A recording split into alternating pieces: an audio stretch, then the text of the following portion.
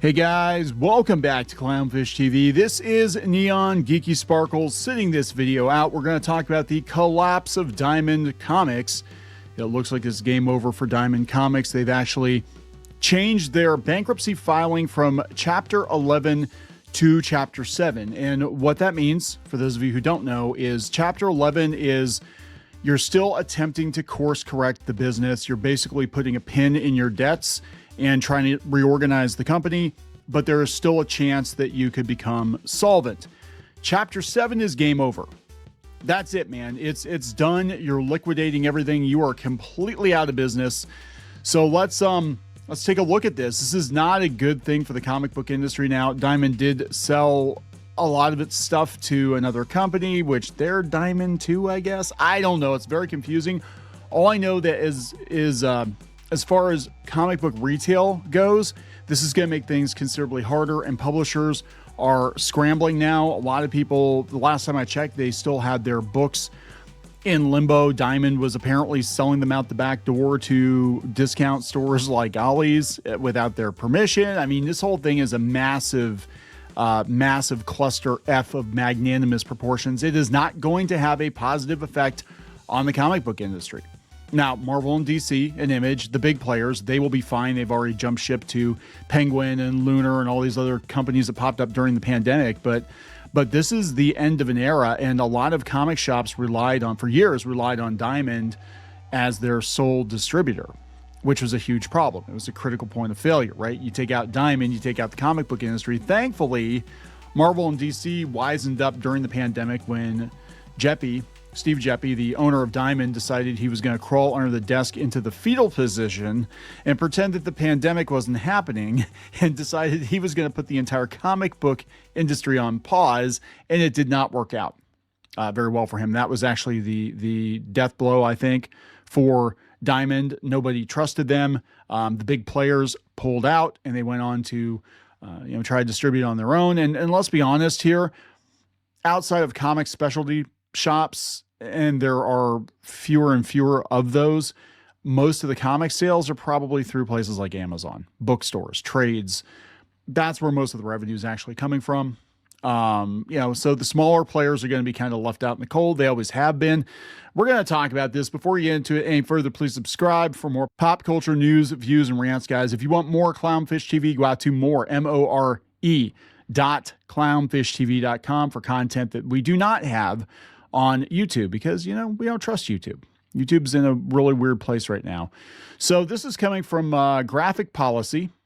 It said there are rumors Diamond would be motioning to change their Chapter 11 to Chapter 7. The official motion has been filed.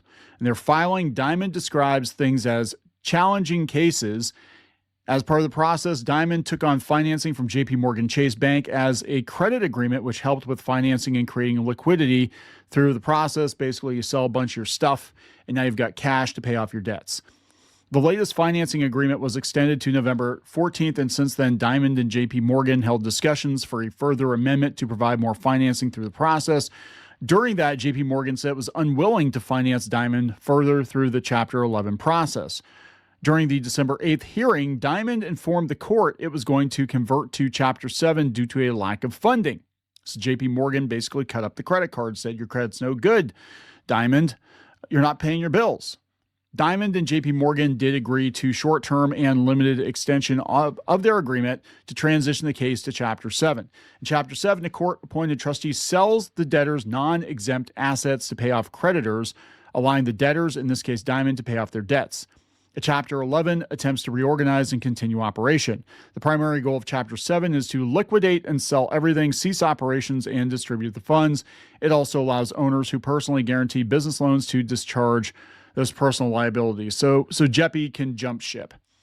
And he'll probably jump ship with like a bunch of money. If I had to guess, that's just my opinion. I don't know. But look, I think you saw the writing on the wall. It was very obvious that the direct market does not work. It doesn't work anymore. The comic shops, they're doing well. And we'll talk about this because there seems to be some discussion as to whether or not comic shops or geek shops or whatever you want to call them are doing well. And I can tell you, as someone who wound down his own retail operation after almost 5 years, No, most of them are not doing well unless you're getting into tabletop or, collectibles, high-end collectibles. That is the bread and butter of most of the shops that are in business. So I can't think of any shops that are keeping their doors open just selling new floppies every week. Like, those days are over, man. They've never really been there. I mean, you always had to have back issues and tchotchkes and t-shirts and statues and, other stuff. But most comic shops now, they have not already converted to mostly games. And there for a while it was Funko Pops. We did Funko Pops. I can't say anything because that's what we had to do, right?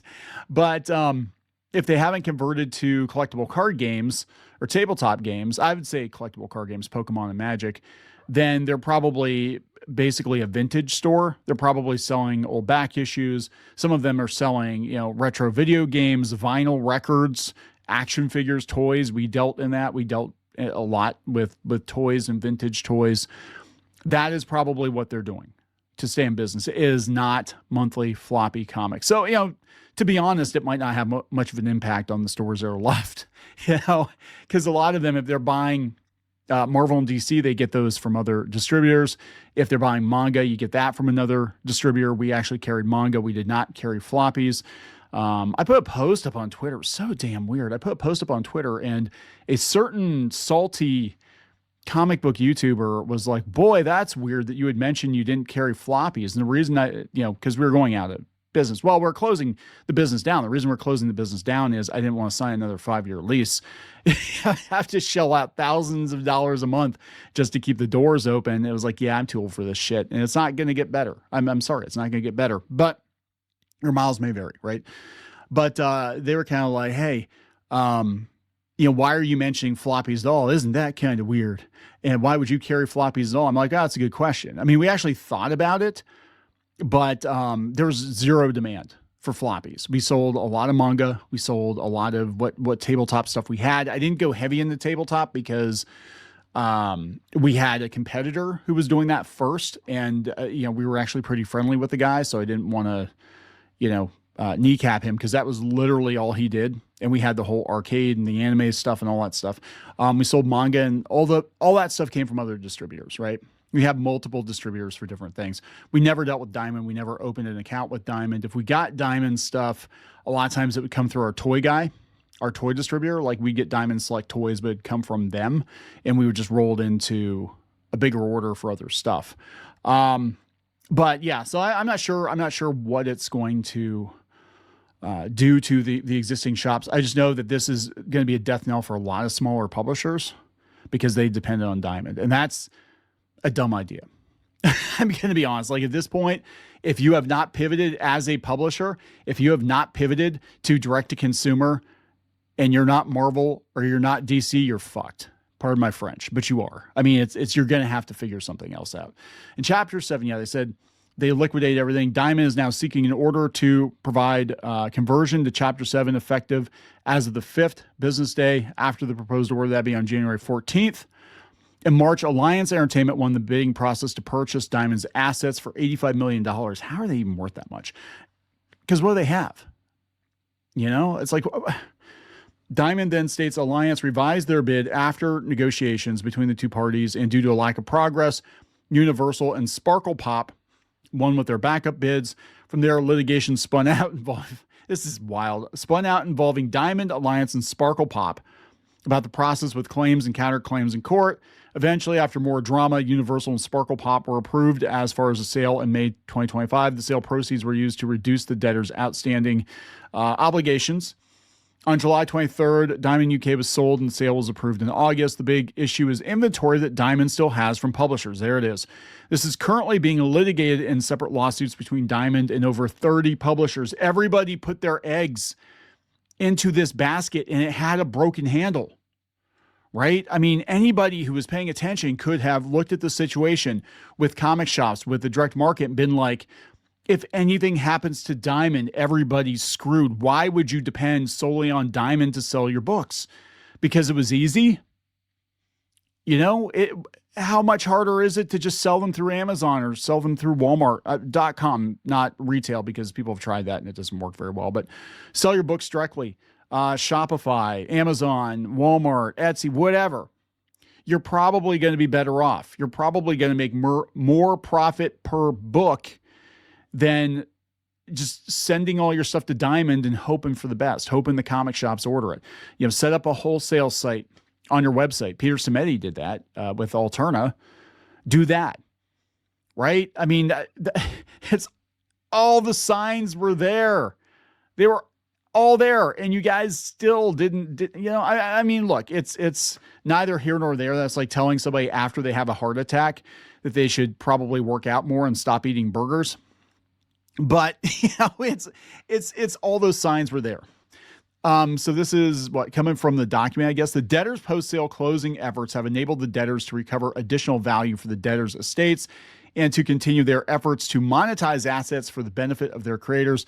At this point in time, the debtors' remaining assets are comprised of claims and causes of action, as well as disputed interest in the inventory subject to the consignment sale motion. These litigations are ongoing and contested, and further time, effort, and expense will be required to bring them to conclusion. The debtors and DIP lender have each determined that at this point in time, and without ongoing funding for the Chapter 11, these litigations can most efficiently be pursued in Chapter 7. Yeah, it's basically we need to get our money. So what are people saying? This is Jimmy Palmiotti, who's been working in the industry for a very long time. He said, I feel for the smaller publishers, though I don't know the details of how this rolls out, but feels bad on a number of levels. Yes, Mr. Palmiotti is very bad because there are a lot of people that was their primary source of revenue. And this is the problem with having too few legs on the kitchen table. And I talk to people about this all the time. Like, a one-legged table, I guess it would be like, you've seen them. It looks almost like a martini glass, right? You kick that leg out, that table falls over. If you've got a table that's got 3 legs, it might wobble a little bit. You kick a leg out, but you still got 3 other legs. Ideally, if you have like a big, long table and you got maybe like 6 legs or something, because they do, those big like banquet tables, you can knock a leg out and it's not going to do anything to it. And that's kind of your revenue stream, right? You got to have multiple revenue streams. You cannot be dependent on one source for everything. And that is the same in the creator space too. Like all this stuff. There are so many times we do a lot of different things. I don't tell people most of what we do because it doesn't impact our YouTubing or podcasting at all. Like I didn't tell people we had a store for 5 years because there's no point. But you have got to have more than one leg on your table. And that's the same with comics. You cannot just go through Diamond. You cannot just go through YouTube or whatever. It's like you're gonna get the shit kicked out of you if any one of these corporations pulls some shenanigans, and they do all the time. These corporations fail all the time. They get sold all the time. Lost at Sea says Diamond was distributing books, now a patchwork. The paper copy comic biz is almost over. Yeah. Bunch of Comics says it feels like these bankruptcy decisions and proceedings have been as questionable and shady as the business choices that led to it. Mike Dulce says, as one of those small publishers, it sent us into a tailspin this year. We'll pull through, but it was crazy. That's really hard to read. This is okay. Zanoscope, is that who he's with? Wow. Okay. Robert says, I stopped following some of this, but if the consignment issue is still unresolved, a better negotiating position for the publishers is in Chapter 7. Mark Good says, I heard from my local comic shop that some started sub-publishing under some of the larger indie publishers when Diamond went Chapter 11, pooling resources so they could get set up with new distributors. Yeah, it's easy to say jump ship to Penguin or Lunar, but you have to be a certain size because it's not worth it for them. It's like, oh, we're only going to sell like 1,000 books or something from you this month. We're not even going to bother with that. Yeah, everybody's like, oh no, chapter 7, too bad. More money for the lawyers. Disappointing. I got the Blue Sky. You have Daniel Calvin. I don't know what he writes. American Dreams Band of Bards. Okay. Working Night. I believe the large woman is singing an aria for Diamond. Yeah, I agree. I think it's really bad. This is not good. There's no coming back from this for Diamond. I'm just saying. But there it is, guys. What do you think? What do you think about how this is going to affect publishers, shops? I think a lot of smaller publishers are going to go out of business because of this. I think there's no coming back from this. That's just personal opinion. Going to wrap it up. Please subscribe. We'll talk later.